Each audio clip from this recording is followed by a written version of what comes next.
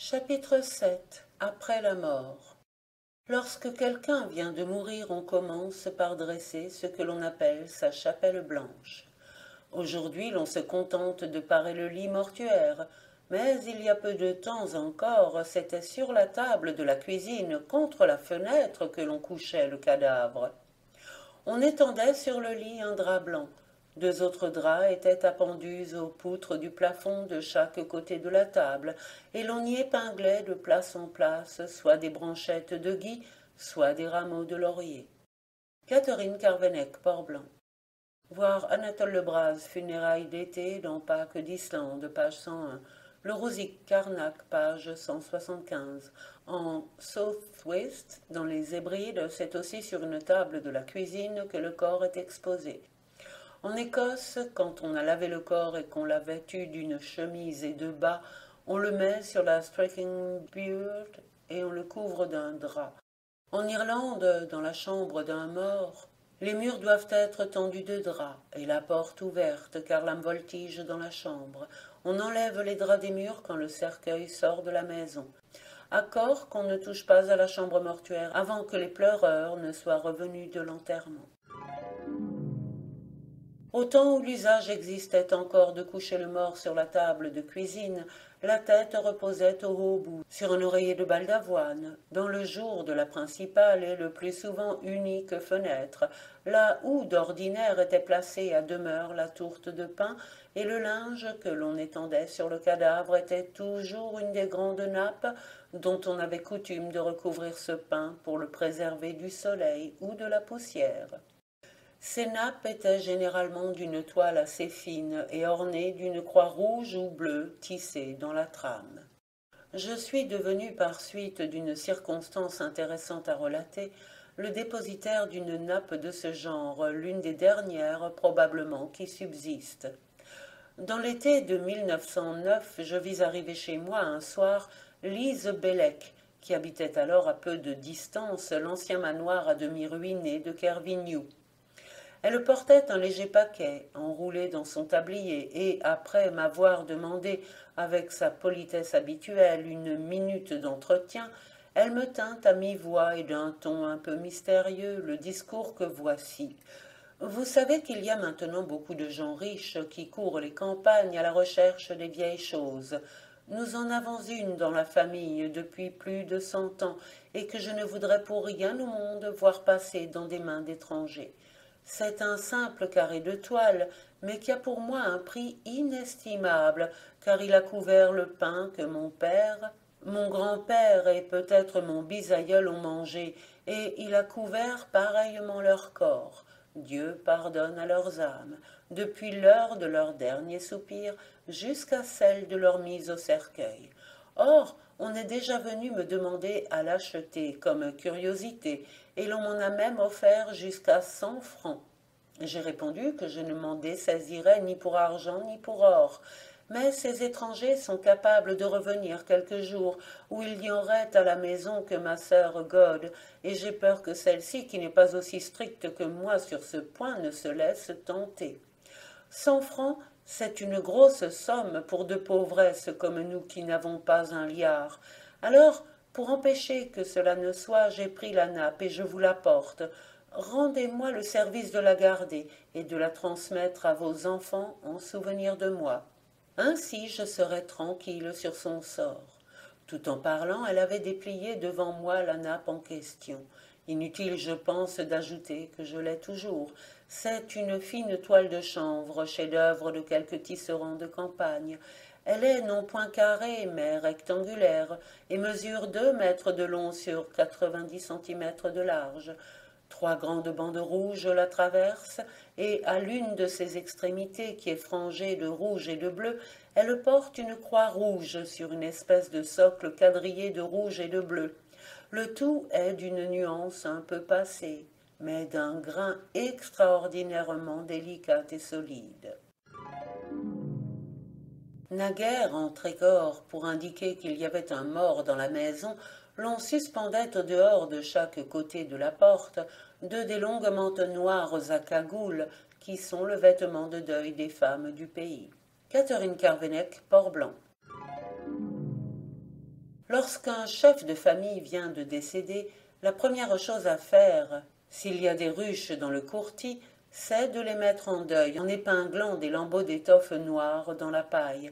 Si l'on omettait cette précaution, toutes les abeilles mourraient, et les ruches une fois vides, le malheur ne tarderait pas à vider aussi la maison. Baptiste Toupin, jardinier, Plouguiel. L'ensevelissement. Pour la parure funèbre du mort, on commence par lui passer une chemise blanche. Au vieillard, on met par surcroît un bonnet de nuit. S'il s'agit d'une femme, après lui avoir peigné et lissé les cheveux, on la revêt de sa coiffe la plus belle, ainsi que de sa collerette et de sa guimpe. Quant à l'ensevelissement proprement dit, il consiste à envelopper le cadavre jusqu'à mi-corps dans un drap frais, à peu près comme on emmaillote un enfant, de façon que les bras restent libres et que les pieds eux-mêmes ne soient pas trop entravés. On joint ensuite les mains du mort, paume contre paume, et on lui enroule un chapelet, le sien autant que possible, autour des poignets. Marie-Jeanne Fiche, Rosporden.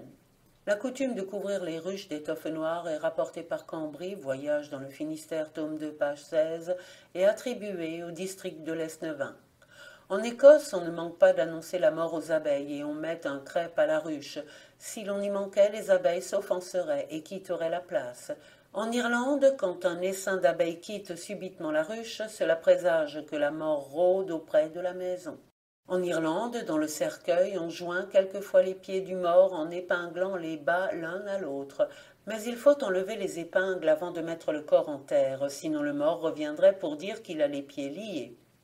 Une autre coutume semble inspirée aussi par le désir de laisser au mort la liberté de ses mouvements.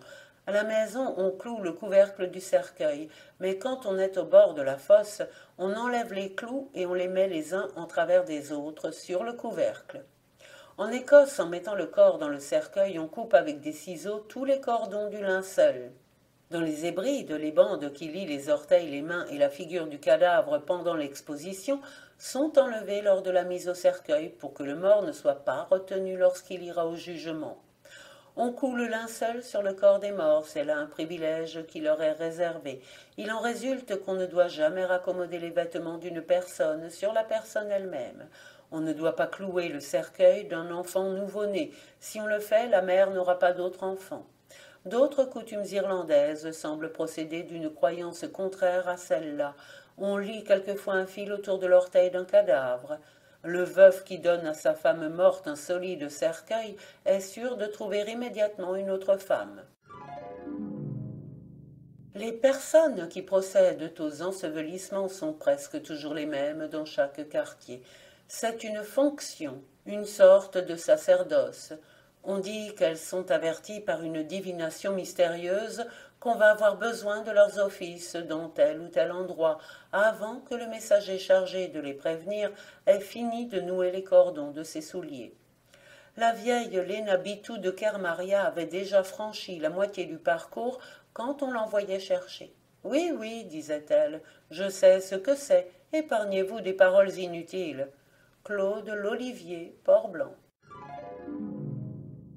Dans la presqu'île de Crozon, chaque paroisse a ses ensevelisseuses attitrées, en quelque sorte, et dont c'est proprement la spécialité. Ce sont pour l'ordinaire de vieilles femmes. Elles apportent à leur fonction une dignité singulière, commencent par se tremper les mains dans l'eau bénite et ne manient ensuite le mort ou la morte qu'avec des précautions infinies. À les entendre, il n'y a rien de plus sensible qu'un cadavre. Neus n'era qu'en guizidicatur corf maro. Pierre Le Goff, Argol. En quelques régions, une fois le mort enseveli, on incline au-dessus de lui le cierge qui brûle à son chevet pour faire égoutter de la cire bénite sur son linceul. Il est bon d'ensevelir les morts dans des draps qui ont servi à tapisser les murs sur le passage de la procession un dimanche de fête Dieu, Zul ar Sacrament. Si l'on se pique le doigt en épinglant le linceul d'un mort, c'est signe que, de son vivant, le défunt avait contre vous quelque rancune cachée. Ne pas manquer en pareil cas de faire dire une messe pour le repos de son âme. Aujourd'hui, les plus pauvres ont leur cercueil fourni soit par la municipalité, soit par une quête faite parmi les voisins. Il n'en a pas toujours été de même. Dans mon enfance, il y avait pour les indigents une façon de bière toute primitive que l'on désignait par le terme peu décent de sparle ou mort. Le sparle est une entrave que l'on met au cou des pourceaux ou d'autres bêtes pour les empêcher de s'introduire dans les champs. Il est formé d'une traverse de bois dans laquelle sont fixés deux montants en serrant le cou de l'animal et que l'on réunit par le haut au moyen d'une cordelette. Quant à mort, c'est le pluriel de porchel, cochon. Elle consistait en deux planches horizontales entre lesquelles on plaçait le cadavre et que l'on fixait à l'aide de 6 bâtonnets, 3 sur chaque côté. Les deux premiers prenant le cou, deux autres maintenant les bras collés le long des hanches, les deux derniers en serrant les jambes à la hauteur des chevilles. Des trous de tarière étaient percés dans les deux planches pour recevoir ces bâtonnets qui y étaient assujettis avec des coins, comme cela se fait pour les bâtons d'éclais qui ferment les brèches des champs. Rien de plus simple, on le voit, ni non plus de plus grossier. Pour les tout jeunes enfants, j'ai ouï dire à mon grand-oncle que, de son temps, c'est-à-dire quelques années avant la Révolution, le procédé était encore plus rudimentaire. On découpait deux moitiés de vieilles écorces d'arbres, on couchait le petit mort dans le creux de l'une, on rabattait sur lui la seconde, comme un couvercle de berceau, et l'on amarrait le tout avec un lien de genêt tordu. Eun Erebalan, communiqué par mon père, Tréguier, 1898. Je relève à ce propos dans les archives du Parlement de Bretagne, 25 septembre 1724, registre 343, folio 15 et 16, l'arrêt suivant. Le procureur général remontre que les paysans, pour en tirer les enfants, enlèvent des écorces d'arbres pour leur servir de bière, ce qui fait périr les arbres et requiert, etc. La Cour fait défense à toute personne d'enlever ou faire enlever les écorces des arbres et surtout ceux des châtaigniers pour servir de bière aux enfants et à tout recteur, curés et prêtres de les enterrer en cet état à peine de 500 liards d'amende vers les uns et les autres. Et serait le présent arrêt lu et publié au prône des grands-messes des paroisses de la province. Dans quelques parties de l'Irlande, le cercueil ne servait qu'à transporter les morts au cimetière. À Enniscorthy, Wexford, on tirait le mort du cercueil pour l'enterrer dans une fosse revêtue de mottes de gazon. Dans le Kerry, anciennement, on mettait le corps dans un lit de coquillages. L'histoire du bedeau de Névez. Autrefois, dans les petits villages, c'était toujours le bedeau qui devait mettre les morts au cercueil. Le bedeau du bourg de Névez, un jour qu'il venait de remplir cet office, s'en retournait à l'église afin de tout disposer pour l'enterrement, lorsque, sur la barrière d'un champ au bord de la route, il aperçut un homme assis, vêtu de ses hardes du dimanche. « Bonjour, camarade Jean-Louis, » dit l'homme en levant la tête qu'il avait d'abord tenue baissée. « Comment » s'écria le bedeau stupéfait. « C'est vous qui êtes là, Joachim Lasblaise ?» C'était précisément le mort qu'il avait enfermé dans sa bière quelques minutes auparavant, après lui avoir passé ses effets les plus propres. « Oui, c'est bien moi, » répartit Lasblaise. « Je suis venu te guetter ici pour t'avertir qu'il faut que tu recommences incontinent ta besogne. Vous n'étiez donc pas bien tel que je vous avais mis ? Non, tu as replié mon bras gauche sous mon corps. Je ne veux pas m'en aller dans cette posture. » Ce disant, il disparut. Le bedeau rebroussa chemin aussitôt, rentra dans la maison mortuaire et, au grand scandale de la famille, rouvrit le cercueil. Ce que Lasblaise avait dit était vrai. Le bras gauche était replié sous le corps. Le bedeau remit les choses en ordre et se dirigea de nouveau vers le bourg. Comme il passait devant la barrière, il vit que le défunt était encore là, mais debout cette fois et la tête haute. « Aurais-je commis quelque autre manquement ?» se demanda le bedeau. Mais non, le mort se contenta de lui faire un signe de la main comme pour prendre congé. « Dieu vous donne ses joies, » dit le bedeau en se découvrant. Et ce fut tout, compté par Coudray, Corret. Il y a dans chaque paroisse quelqu'un qui a la spécialité de faire la barbe aux morts. À Pinvenant, c'était autrefois le vieux Flemme, Arflem Cause. Il savait, dit-on, d'après le bruit que faisait le poêle sous le rasoir, si le trépassé était ou n'était pas en état de grâce pour paraître dans l'autre monde. Tant que le cadavre n'a pas quitté la maison mortuaire, il ne faut ni balayer le parquet, ni épousseter les meubles, ni jeter dehors aucune poussière ou balayure, de crainte d'expulser aussi l'âme du mort et d'attirer sur soi ses vengeances.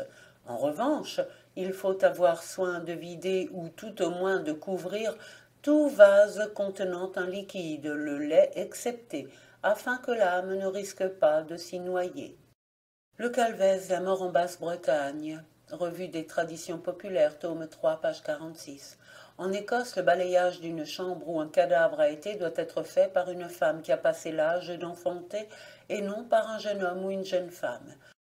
On en voyait plusieurs qui avaient grand soin de vider toute l'eau qui se trouvait dans une maison quand quelqu'un y était décédé, de peur que l'âme du défunt ne s'y noyât. Vie de Monsieur Le Noblet, 1666. Chez Auperin et A. Bouet, Galerie Bretonne, page 156, c'est la coutume contraire qui est mentionnée. On a soin de tenir tous les vases remplis d'eau pour que l'âme ne cherche pas à se purifier dans le lait qu'elle pourrait corrompre. Puis, quand on pense que l'âme s'est purifiée, on jette et on remplace toute l'eau de la maison. En Écosse, on verse sur le sol tout le lait qu'il y a dans la maison. On met du fer dans toutes les victuailles pour éviter qu'elles se corrompent. Quelquefois, on jette dehors tous les oignons et le beurre. En Bretagne, quand une personne mourait du cancer, on mettait sur la table une motte de beurre. Le cancer allait dans le beurre et on enterrait la motte 1 heure après la mort. Tant que le mort est sur les tréteaux funèbres, c'est lui faire offense que d'envoyer les gens de la maison à l'ouvrage comme si de rien n'était. Tant que l'inhumation n'a pas été faite, on n'attelle pas les chevaux, à moins qu'un cours d'eau ne sépare de la maison mortuaire. Les mauvais esprits ne passent pas les cours d'eau. Quand un adulte meurt, on n'attelle pas la charrue, et aucun ouvrier ne travaille tant que le corps n'est pas enterré. En Écosse, au départ du convoi, on lâche les animaux, et s'ils suivent le cortège, cela prouve la sympathie qu'ils avaient pour le défunt. Le foin gâté. En ce temps-là, j'étais petite servante à Kersaliou. Barthélemy Ropars, le maître de la maison, vint à mourir. C'était au commencement de juillet. Le fils aîné, Louis, travaillait dans une prairie voisine à faner les foins avec les domestiques. On m'envoya le prévenir de rentrer tout de suite. Peu après, les autres travailleurs rentrèrent aussi pour la collation de 3 heures. Quand ils eurent fini de manger, l'un d'eux demanda « Est-ce qu'il faut retourner au pré ?»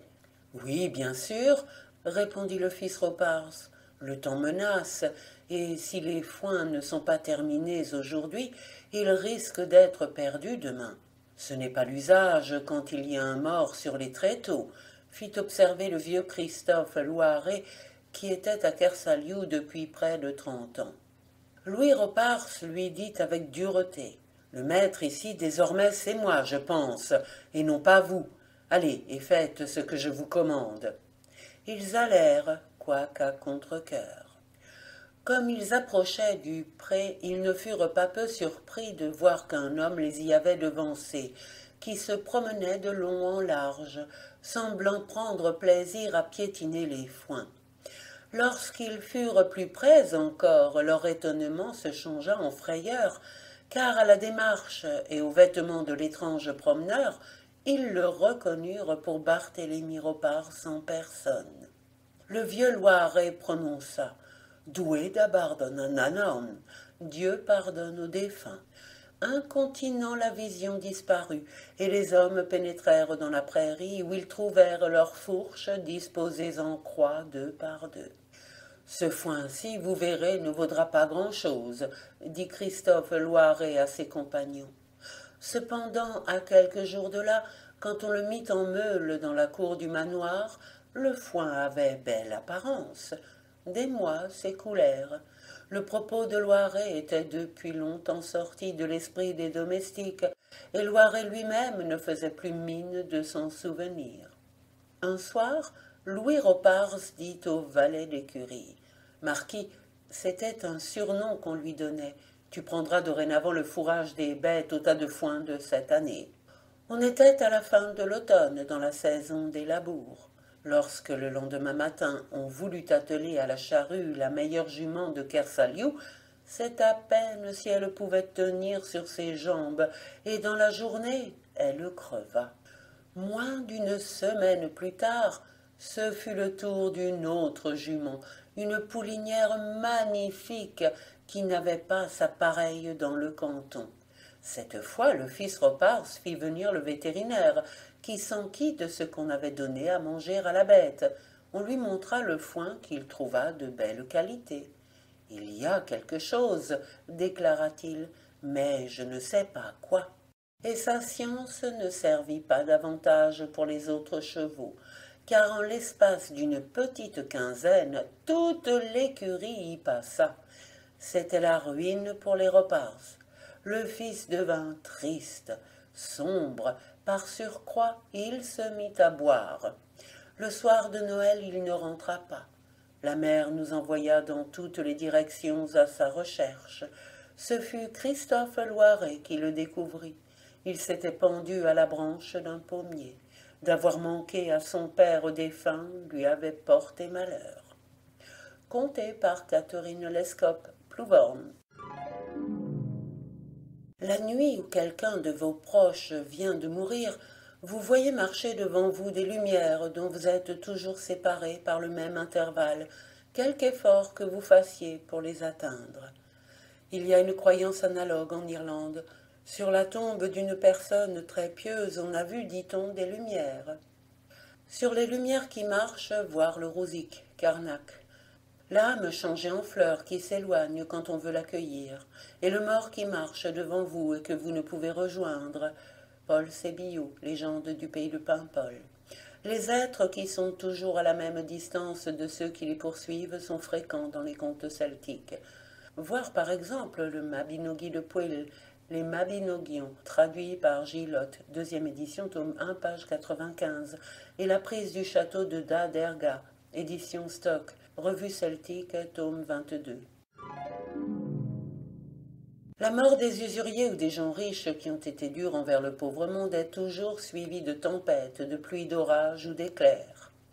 La colère des éléments ne s'apaise que lorsque le cadavre a quitté la maison mortuaire. Il est rare que les personnes qui le veillent n'aient pas à rallumer à plusieurs reprises les cierges déposés près du lit. Dans les îles d'Irlande, quand une personne meurt, on met 12 roseaux allumés autour du lit pour empêcher le diable de venir prendre l'âme. Les mauvais esprits ne peuvent franchir un cercle de feu.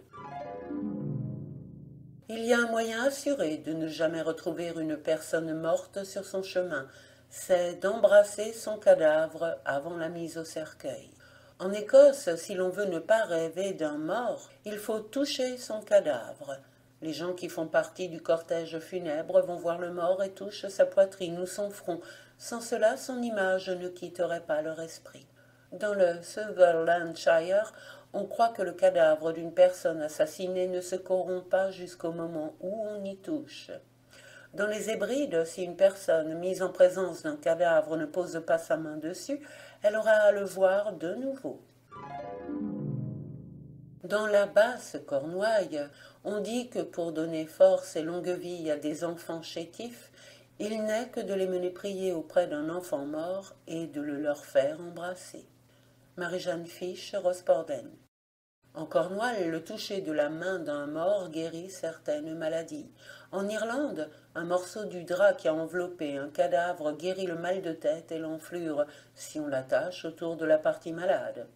Une courroie de peau découpée sur un mort sert à mettre en votre pouvoir toute personne sur laquelle vous la posez sans qu'elle le sente. Dans un conte irlandais, cette courroie magique est découpée sur le corps d'un taureau. Une personne qui dérobe dans un cimetière la main d'un mort a le pouvoir d'enlever le beurre à ses voisins aussi longtemps qu'elle garde cette main dans sa maison. La main d'un enfant mort sans baptême qui vient d'être déterré dans le cimetière au nom du diable est un charme puissant. Une chandelle placée dans la main d'un mort fait tomber dans un sommeil cataleptique les personnes présentes. Au contraire, le toucher du cadavre par les animaux est regardé comme funeste. En Irlande, il faut tuer tout animal qui passe sur un cadavre exposé. En Écosse, après la mort, on enferme les poules et les chats, car s'ils sautaient sur le cadavre, la première personne qu'ils rencontreraient après deviendrait aveugle. La veillée mortuaire. La veillée mortuaire s'appelle An Nosveil. En Irlande, ceux qui vont à une veillée funèbre ont des précautions à prendre et des observances à garder. Il est bon qu'ils aient du sel dans leur poche et qu'ils en mangent quelques grains pour se défendre contre les mauvais esprits. Il faut, pendant une veillée, que l'horloge soit arrêtée, que l'on n'enlève pas les cendres, que l'on allume sa chandelle, non pas à celle d'un autre, mais à une allumette ou au feu. On ne peut refuser une pipe qu'un assistant vous offre, il faut en tirer au moins 2 bouffées. Les personnes qui ont été à une veillée funèbre ne doivent jamais prendre un enfant dans leurs bras avant de s'être plongé les mains dans l'eau bénite. En Galles, les veillées mortuaires communes autrefois ont maintenant disparu. Certaines personnes privilégiées savent d'avance quand il doit y en avoir une dans la région. Mon beau-père était de ce nombre. Il avait un bâton d'épines rouges qu'il appelait son compagnon de nuit. C'était un solide pennbaz qui s'assujettissait au poignet, comme tous les pennbaz, à l'aide d'un cordonnet de cuir.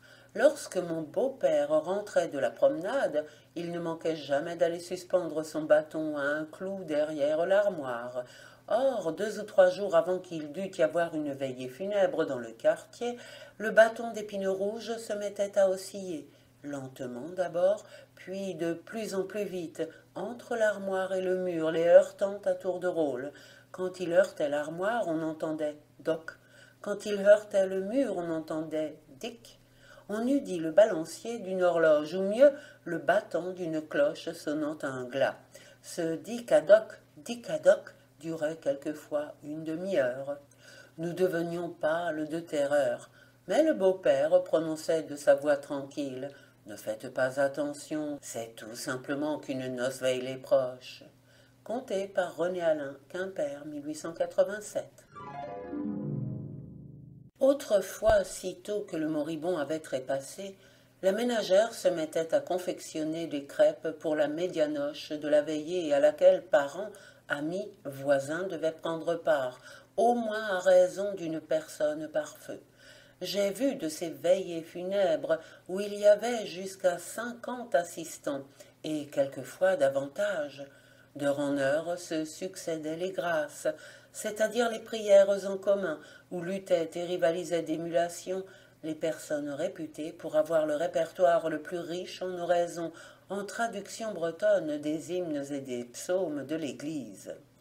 Il y en avait de ces récitations qui duraient plus d'une demi-heure sans désemparer, et c'était à qui débiterait sur le mode le plus rapide les plus longues et les moins connues. Communiqué par mon père, Tréguier. Ces traductions de prières en breton rimé étaient généralement empruntées à un livre d'heures jadis très répandu dans nos campagnes et que l'on appelait Huriou Brice, du nom de son auteur, don Charles Le Brice, prêtre du diocèse de Léon et recteur de Cléder. Les Huriou Brezonec à latine, heures bretonnes et latines, parurent pour la première fois en 1760 chez Perrier à Quimper. En Galles, après la mort, on organise une veillée de prière auprès du corps du défunt et on entretient des cierges allumés aux 2 côtés du lit dans la chambre mortuaire. En Irlande, à la veillée funèbre, les parents se placent en ordre, les plus proches parents à la tête du mort. Par intervalles, tous se lèvent, entonnent la lamentation funèbre et racontent les vertus du défunt, pendant que la veuve et les orphelins adressent au cadavre de tendres épithètes et rappellent les heureux jours qu'ils ont passés ensemble. En Écosse, le corps est gardé jour et nuit, surtout la nuit, pour que les mauvais esprits ne viennent pas marquer le corps. La veillée se passe quelquefois à lire la Bible, souvent aussi à fumer, à boire du whisky, à manger du pain et du fromage, que l'on sert vers minuit, et même à jouer des tours aux personnes peureuses en imitant la voix et les gestes du mort. En Irlande, dans le comté de Leitrim, il y a des jeux que l'on ne joue qu'aux veillées funèbres. À Limerick, on se livre à des jeux d'adresse après le lever du jour. Dans le sud de l'Irlande, il y a 50 ans, on jouait pendant la veillée funèbre une sorte de pantomime représentant le combat de deux jeunes gens, la mort de l'un d'eux et son rappel à la vie par un sorcier. Dans les Highlands, c'est un véritable combat que les amis du défunt engagent et qu'ils poursuivent jusqu'à effusion de sang. On honore le mort par la quantité de boissons et de tabac que l'on donne aux veilleurs. Dans une légende de Crocker, Fairy Legends, page 189, le narrateur décrivant une veillée mortuaire et voulant en donner une idée avantageuse, dit qu'il n'y eut pas moins de 3 filles à y trouver des maris. Dans la Cornouaille, après le repas de minuit, on ne récite plus de prières. L'âme, dit-on, est partie. Dans la montagne, environ de Carhaix, lorsque c'est un habitant du bourg qui a trépassé, toute la population agglomérée se relaie par équipe pour veiller le défunt. La nuit est divisée en un certain nombre de quarts. À la fin de chaque quart, un homme va de seuil en seuil agiter la clochette de la mort, Clochecar Maro, pour avertir les gens qui dorment que leur tour de veille est arrivé. Dans la région de Douarnenez, la veillée funèbre ne va jamais sans un repas, généralement copieux, que l'on sert aux approches de minuit. La croyance est que le mort participe à cette agape, où l'on a soin de lui dresser son couvert. S'il n'avait pas ce viatique suprême, il serait sans force dans l'autre monde pour atteindre le terme qui lui est assigné. Communiqué par Madame Lebras, Kemeneven. En Écosse, la nuit qui suit l'enterrement, on dispose dans la chambre où était le corps du pain et de l'eau. Le mort revient en prendre sa part. Si l'on oubliait de prendre cette précaution, le mort ne pourrait reposer dans l'autre monde. En Irlande, on a coutume pendant les nuits qui suivent une mort de mettre à l'extérieur de la maison de la nourriture, gâteaux grillés ou pommes de terre. Les esprits viennent les manger. On fait la même chose le soir qui précède le 1er novembre. On enferme quelquefois dans le cercueil des noix que le mort mangera, croit-on. Ces noix sont vraisemblablement les noix des fées du recueil de traditions irlandaises intitulé le Dichenchus. On doit leur comparer les noisettes de sagesse et de poésie du même recueil.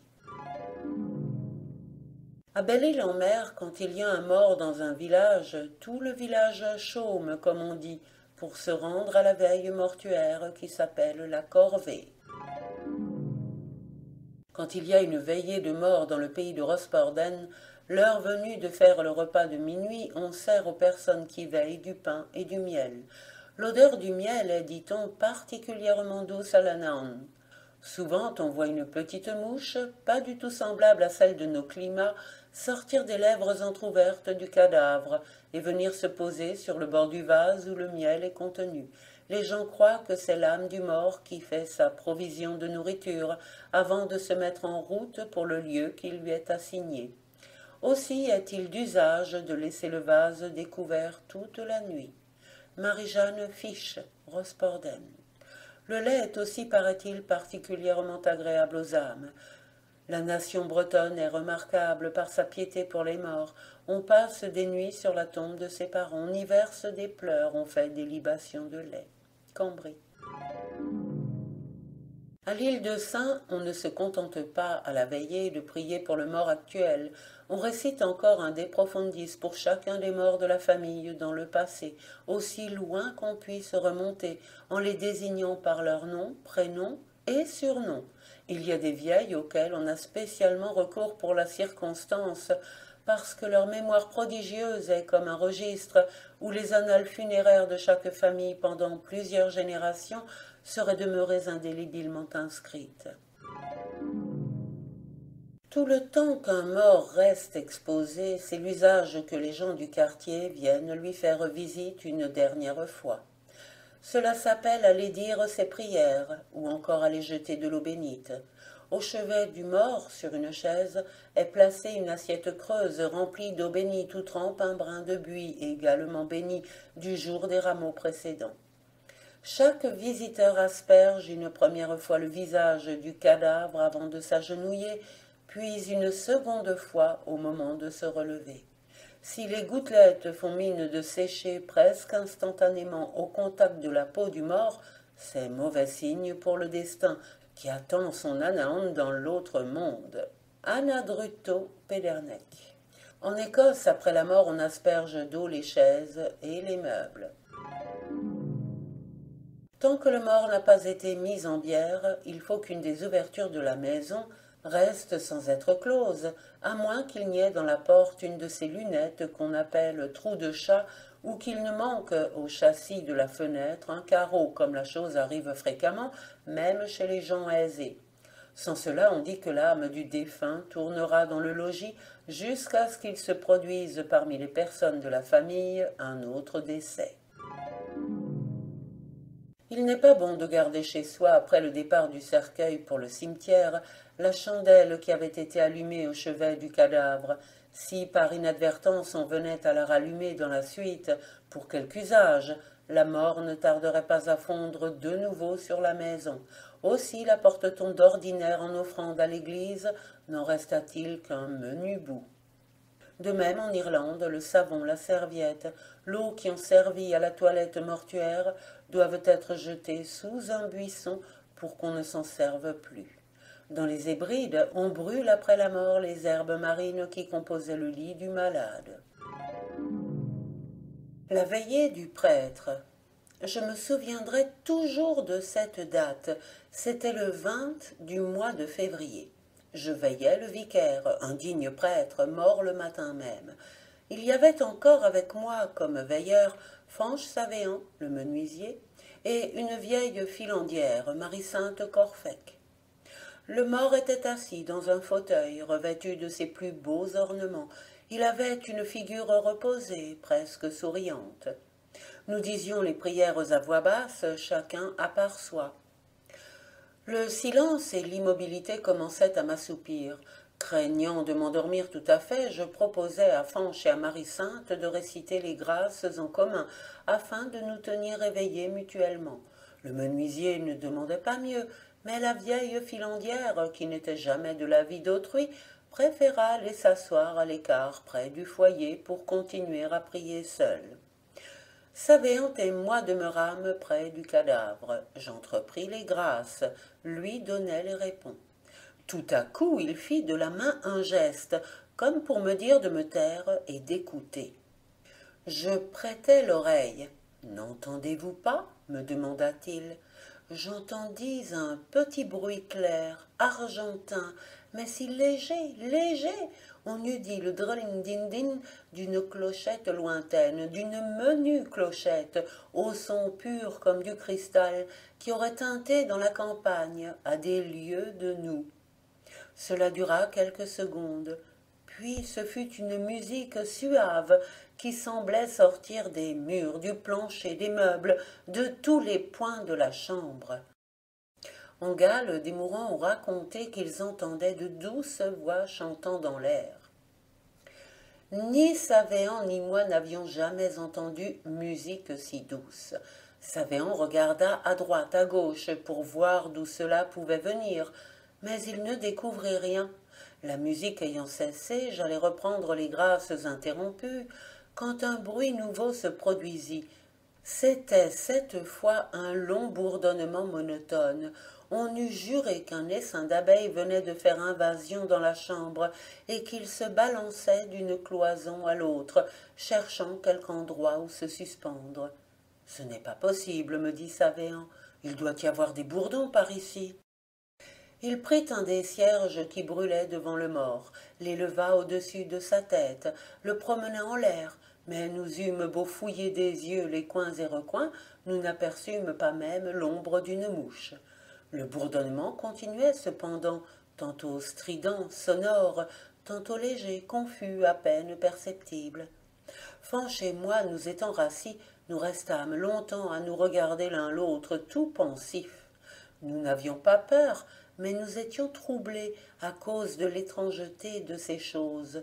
Nous étions comme dans un rêve. Soudain, la grosse voix de Marie-Sainte nous fit sursauter. Si vous voulez, disait-elle, vous viendrez vous chauffer à votre tour, je prendrai votre garde auprès du mort. Nous lui demandâmes si elle n'avait rien entendu. Elle répondit que non, et nous-mêmes, à partir de ce moment, nous n'entendîmes plus rien. Conté par A. M. Lorset, Pinvenant, 1889. La mort de Saint Joran. Saint Joran n'a son nom dans aucun calendrier. C'était un trop pauvre homme, mais il n'en possède pas moins une chapelle à lui, et qui n'est pas à mépriser, puisqu'elle a mérité d'être appelée la Belle Église, tout près de la gare de Plouec.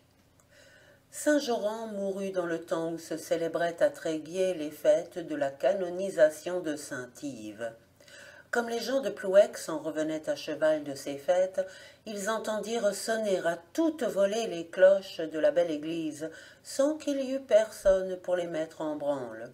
Et dès qu'ils furent auprès de la chapelle, leurs chevaux s'agenouillèrent d'eux-mêmes sur le chemin. Alors ils se dirent « Quelqu'un de saint a dû mourir en ce lieu ». Ils poussèrent la porte et aperçurent saint Joran étendu de son long à la place où est aujourd'hui son tombeau. Ses mains étaient jointes sur la poitrine et à la hauteur du cœur, une magnifique rose rouge avait fleuri qui exhalait un parfum délicieux.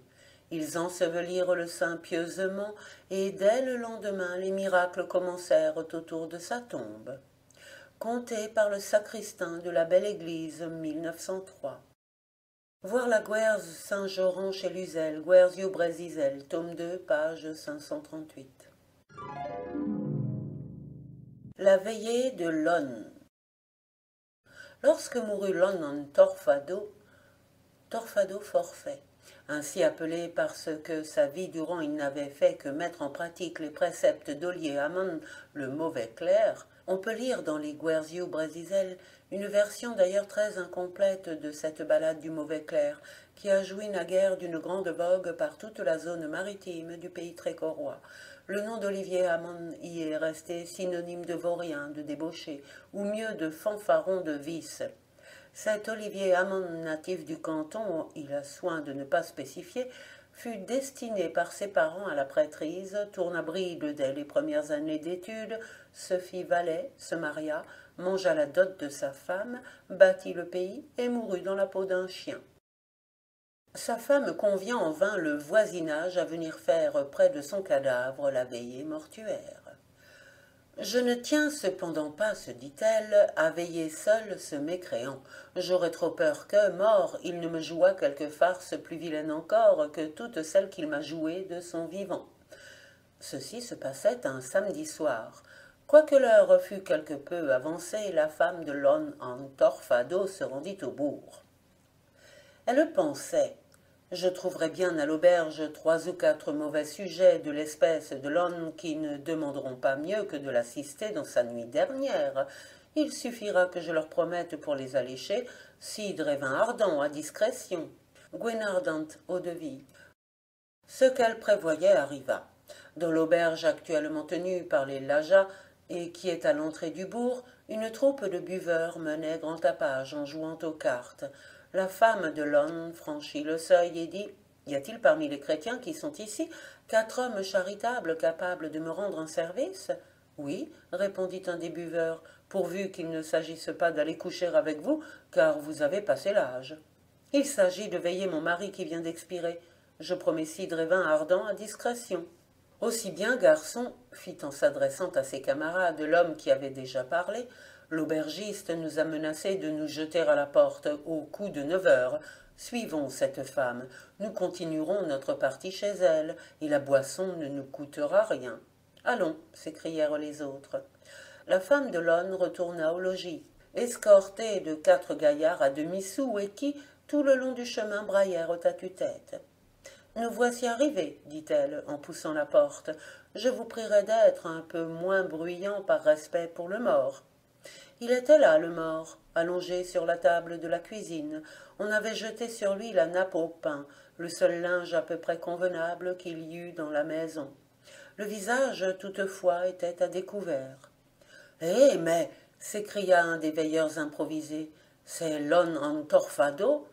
« Oui, répondit la veuve, il a trépassé dans l'après-midi.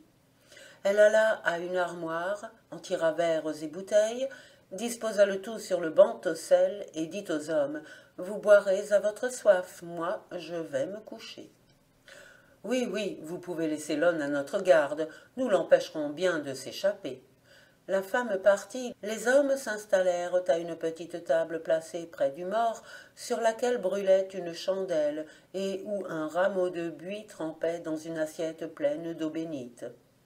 Je ne vous ai pas encore dit leur nom. C'étaient Fanchevraz de Kérotret, Luc Arbitus du Mincam et les deux frères Troadec de Kerelguin. Tous, gens résolus et sans souci, que la présence d'un cadavre n'était pas pour impressionner.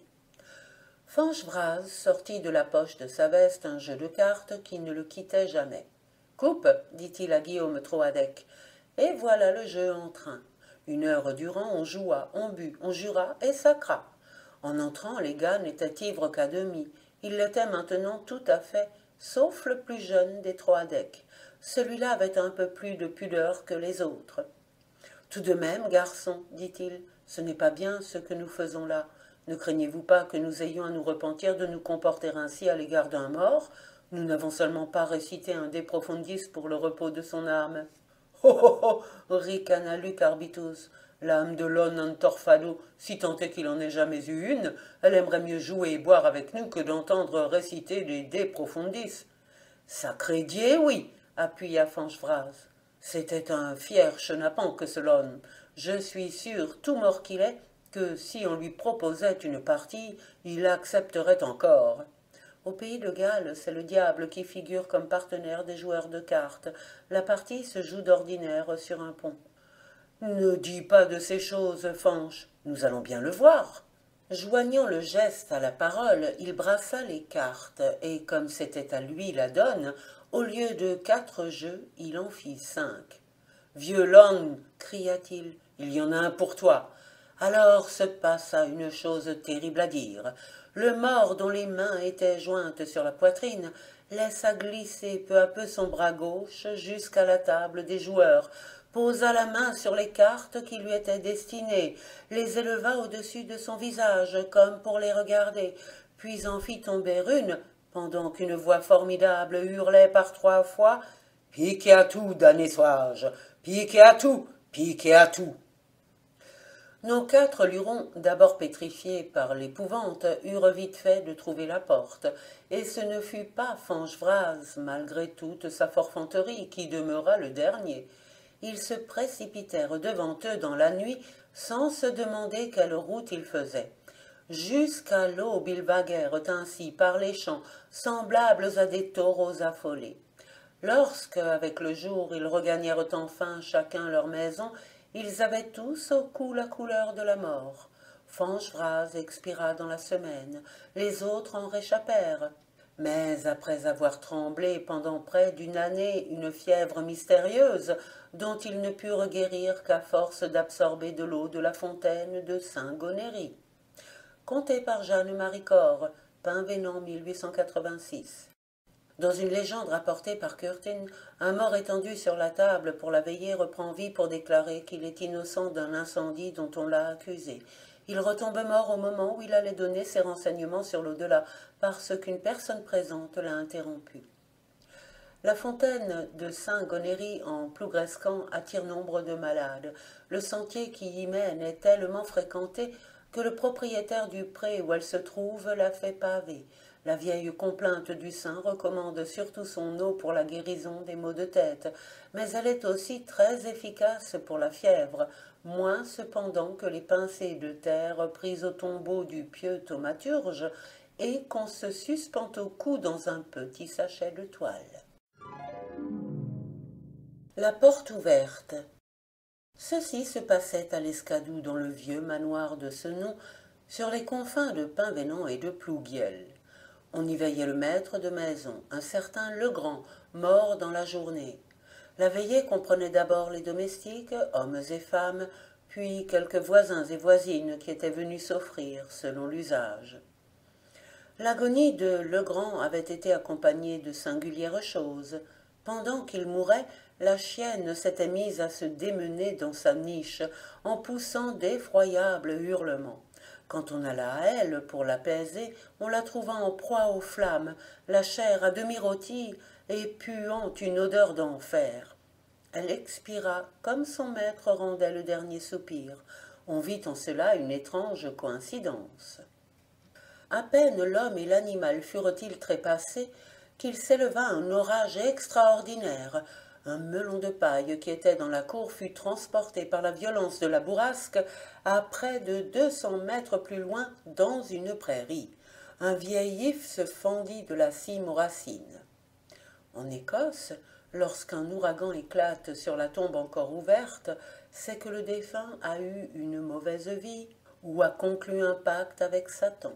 En Galles du Nord, au contraire, le tonnerre ou l'éclair en plein hiver annonce la mort de l'homme important de la paroisse. Les gens qui veillaient devisèrent entre eux longuement de toutes ces choses. On savait trop bien que le grand n'avait pas vécu exempt de reproches. Il avait toujours eu la réputation d'être dur pour les siens, impitoyable envers le pauvre monde. Tout à coup, veilleurs et veilleuses se turent. La porte venait de s'ouvrir toute grande. On s'attendait à voir paraître quelqu'un, mais il n'entra que du vent. « Va vite fermer cette porte, dit une femme à l'un des domestiques. L'homme se leva, ferma lui et revint prendre sa place au foyer. Mais il ne s'était pas rassis sur son escabelle que la porte était de nouveau toute grande ouverte. « Quel maladroit !» s'écria-t-on. « On voit bien qu'il n'a jamais été à Paris. » Au dire des Bretons, il faut aller à Paris pour apprendre à fermer les portes derrière soi. « Je vous jure que je l'avais fermée, dit l'homme. Et il alla la fermer encore, en ayant soin cette fois de la pousser avec force pour la bien assujettir dans son cadre. « Là, maintenant, si elle se rouvre, vous ne direz pas que c'est ma faute, grogna-t-il en regagnant l'âtre. Ou tu n'es qu'une ganache, ou cette porte est ensorcelée, fit un autre domestique. Vois, elle est plus ouverte que jamais. Va donc la fermer à ton tour, pour moi, j'y renonce. Oh, j'en viendrais à bout quand le diable y serait.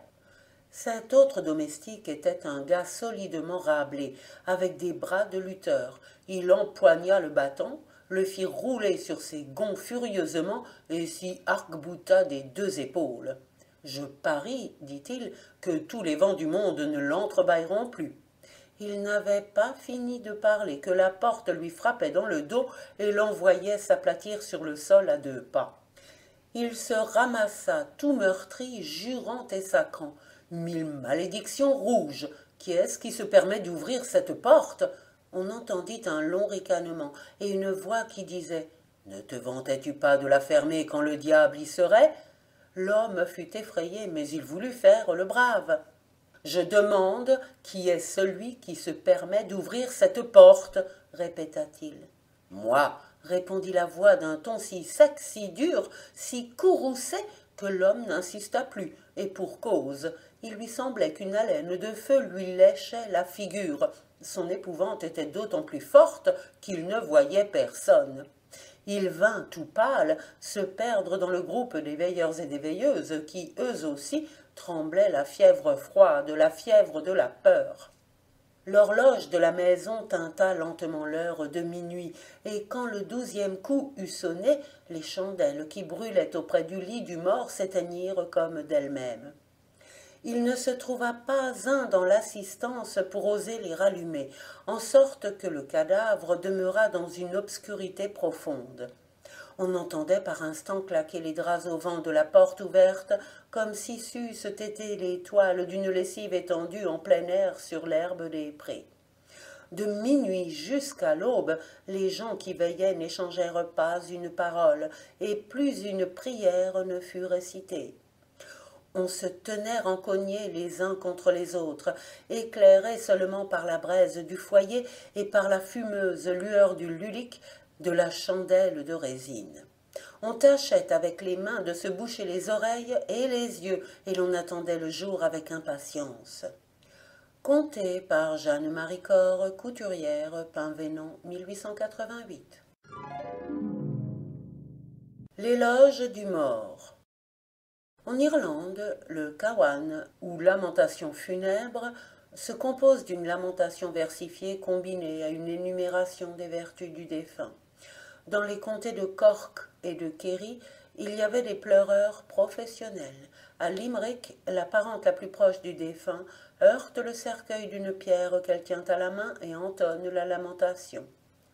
Un exemple de Cawan est donné par Lady Wilde. Malheureusement, la provenance n'en est pas indiquée avec précision, et Lady Wilde ne sachant pas l'irlandais, il est difficile de dire quel crédit il faut attribuer à la traduction anglaise. En plusieurs régions de la Cornouaille finistérienne, l'usage existe encore de faire l'éloge du défunt. Ce sont surtout des femmes, vieilles mendiantes, vieilles fileuses, vieilles pèlerines par procuration, qui ont la spécialité de ce genre de discours. C'est au commencement de la veillée, quand tous les parents sont réunis, que la personne chargée d'improviser l'éloge du mort prend la parole.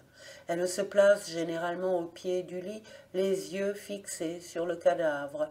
Elle relate sur un ton de mélopée les principales circonstances de la vie du défunt, insiste surtout sur ce fait qu'il n'a jamais fait de tort à ses semblables, et termine en exaltant ses vertus modestes, en rappelant qu'il a toujours été bon mari, bon père et bon travailleur.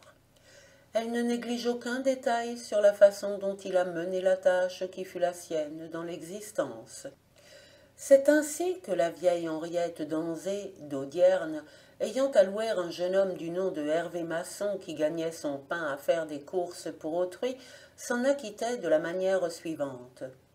Toutes les fois qu'on avait besoin de ses services, il était prêt, qu'il s'agit d'aller annoncer une naissance ou un décès, ou de faire quelque commission que ce fût, jamais il ne disait non. À toute heure du jour ou de la nuit, il partait. Constamment, soit pour l'un, soit pour l'autre, il était sur les routes du Cap. La région du Cap Sizun, d'Audierne à la Pointe du Raz. Personne n'était meilleur marcheur que lui, et il n'y avait pas non plus de messager plus sûr ni plus discret. Avec lui, on pouvait être tranquille. Il n'oubliait rien de ce qui lui avait été recommandé et accomplissait ponctuellement chaque chose. Sa probité aussi y était sans pareille. On ne courait aucun risque à lui confier n'importe quoi, et même de l'argent. Ce n'est pas lui qu'on aurait vu s'arrêter à boire dans toutes les auberges, et se saouler et perdre ses commissions dans les douves des chemins, comme font tant d'autres. Jamais non plus il ne prenait pour ses courses plus qu'il ne lui était dû. Bref, il était honnête en tout ce qui regardait son métier. À cause de cela, prions Dieu qu'il lui donne sa part de paradis. Lodar Barados. Souvent l'oratrice, ou comme on dit communément la prêcheuse, prend à témoin l'assistance de la véracité de ses dires, ou bien c'est l'assistance qui d'elle-même spontanément intervient pour corroborer les affirmations de la prêcheuse. Cela est vrai, c'est la pure vérité. Non pas que ces rustiques oraisons funèbres ne soient un peu comme tous les panégyriques de ce genre, il serait excessif de croire qu'elles brillent toujours par la sincérité. Red et Firané une lamique, il faut leur faire un bout de toilette, disait la vieille Henriette d'Anzé. Souvent le personnage prête peu à l'éloge. En ce cas, le talent de la prêcheuse consiste à savoir tirer parti des apparences. Exemple, un homme meurt. Toute sa vie, il n'a guère fait que s'enivrer. Il a fini, comme on dit, tué par la boisson. Mais 8 ou 10 jours avant de s'éteindre, son état de faiblesse était tel qu'il ne pouvait plus ni manger ni boire. L'oraison funèbre argue de cette circonstance pour saluer en cet homme le modèle des ivrognes convertis. Ne s'est-il pas rangé dans la dernière semaine qui a précédé son trépas? Du reste, il n'est pas bon de médire d'un mort, sinon l'on s'expose à sa vengeance. Non seulement on ne doit pas médire des morts, mais encore on ne doit parler d'eux qu'avec respect. On ne prononce point le nom d'un défunt en Bretagne sans le faire suivre de la formule « Dwe da bardono dananaum » Dieu pardonne aux défunts. En Écosse, les formules les plus employées sont « qu'il ait sa part de paradis »,« qu'il ait sa part de miséricorde ». On raconte à ce propos qu'un cordonnier de plébin, apprenant qu'un des pires soulards de la paroisse avait été trouvé noyé dans une mare de purin, s'était écrié en guise d'oraison funèbre « Crevet et agant et gorfat diwesan » Il a donc crevé de sa dernière ventrée. Le soir même, comme il travaillait penché sur son cuir, il entendit respirer fortement derrière lui.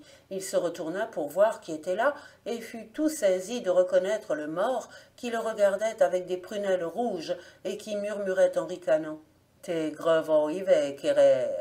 Toi aussi tu crèveras, cordonnier. » Pareille scène se renouvela le lendemain et encore les jours suivants.